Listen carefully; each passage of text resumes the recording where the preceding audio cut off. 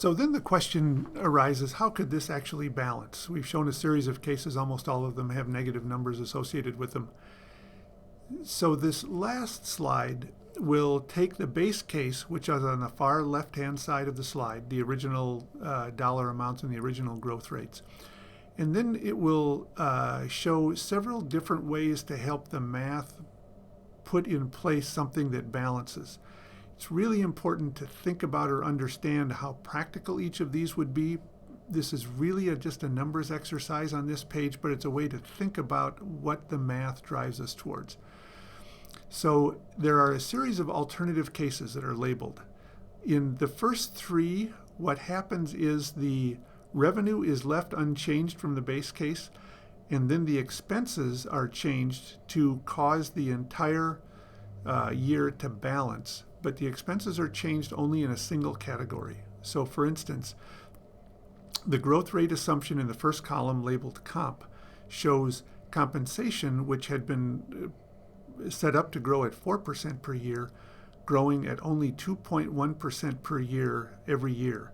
If that assumption is lowered from 4 to 2.1, you'll see that the total expenses are then growing at the same rate as revenues, and the growth rate difference is 0, so the budget continues to balance.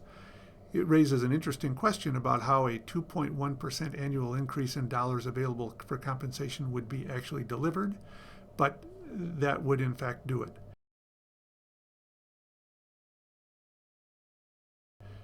In the case, let us say that in the second case, we want to leave compensation unchanged. We don't want to touch our debt and capital. So we decide all program budgets need then to have an adjustment to balance. All program budgets under this layout would have to shrink by almost 1% per year every single year for the growth rates to be aligned.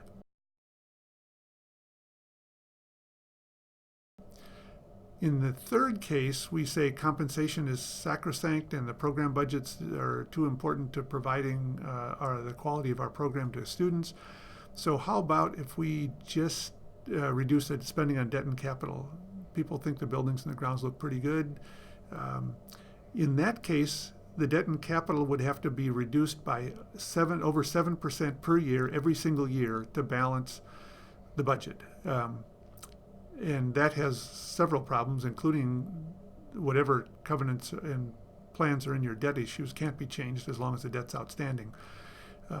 So that 7.2% is severe.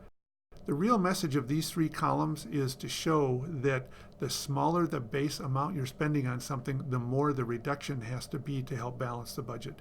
You have to go where the real money or the big dollars are.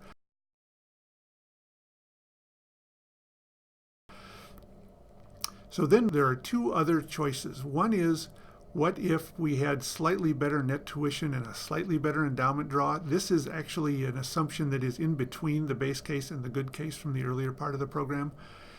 And when those assumptions are modified slightly, then you get closer to a balance. 0.8% is the difference. And then when you take those new revenue assumptions and then go into the three expense lines and reduce all of them by 1%, rather than only focusing on one of them and making it carry the whole load. If you reduce each of them by 1%, compensation from 4 to 3, program from 3 to 2, debt and capital from 4 to 3, now with the enhanced revenue and the reduced expenses, there's actually a slight surplus and the institution has been able to balance.